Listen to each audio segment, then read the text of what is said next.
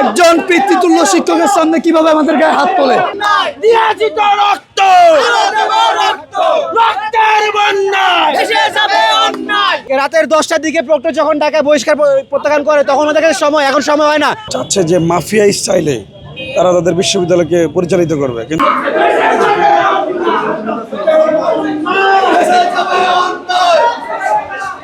দর্শক, আমরা এই মুহূর্তে দেখতে পাচ্ছি আজকে যে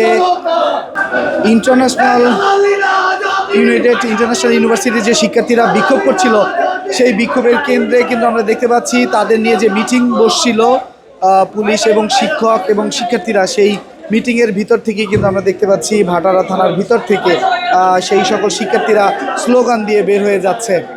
তো কী কারণে আসলে স্লোগান ভিতরেও দিচ্ছে সেই বিষয়গুলো একটু আপনাদের সামনে তুলে ধরতে চাই। সঙ্গে রয়েছে আমি মোহাম্মদ রায়ন হোসেন, আপনারা দেখছেন কালের কণ্ঠ।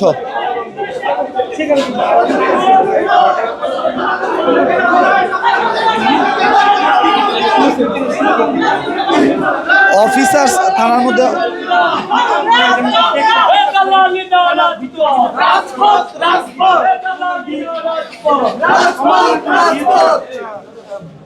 দর্শক, এভাবেই শিক্ষার্থীরা স্লোগান দিচ্ছে।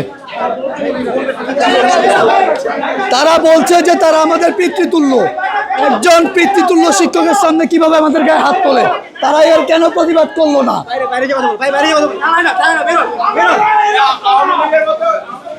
দর্শক, তারা আসলে স্লোগান দিয়ে থানার ভিতর থেকে বের হচ্ছে শিক্ষার্থীরা, এবং সেই বিষয়গুলো কিন্তু আমরা দেখতে পাচ্ছি। আমরা একটু তাদের সাথে কথা বলে কি কারণে তারা এই স্লোগান দিয়ে যাচ্ছে সেইটা একটু আমরা জানার চেষ্টা করবো, সেই বিষয়গুলো আপনাদের সামনে তুলে ধরছি।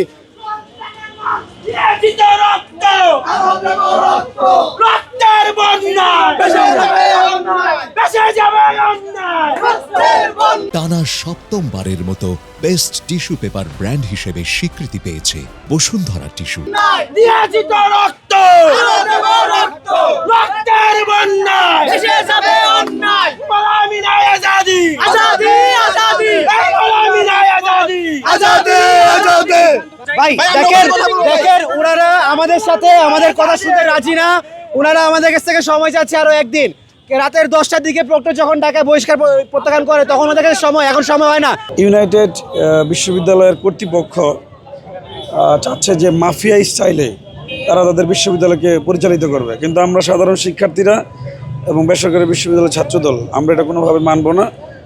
আমাদের যে যৌক্তিক দাবি দাওয়াগুলো আছে তা অবশ্যই আজকে এখানে বসে সমাধান দিয়ে তারপর যেতে হবে, এটি আমরা বলে আসছি। আর ওনারা অহেতুক অযাচিত কারণে, অযাচিত নিয়মে ওনারা কালক্ষেপণ করে আমাদেরকে ঝুলিয়ে রাখতে যাচ্ছে, সাধারণ শিক্ষার্থীদের ভোগান্তি সৃষ্টি করছে, পড়াশোনা নষ্ট হচ্ছে এবং সাধারণ জনগণের ভোগান্তি সৃষ্টি করছে। আমরা স্পষ্ট জানিয়ে আসছি, এখান থেকে আমাদের আজকের এই সমাধান দিয়ে তারপর তাদের যেতে হবে। ধন্যবাদ।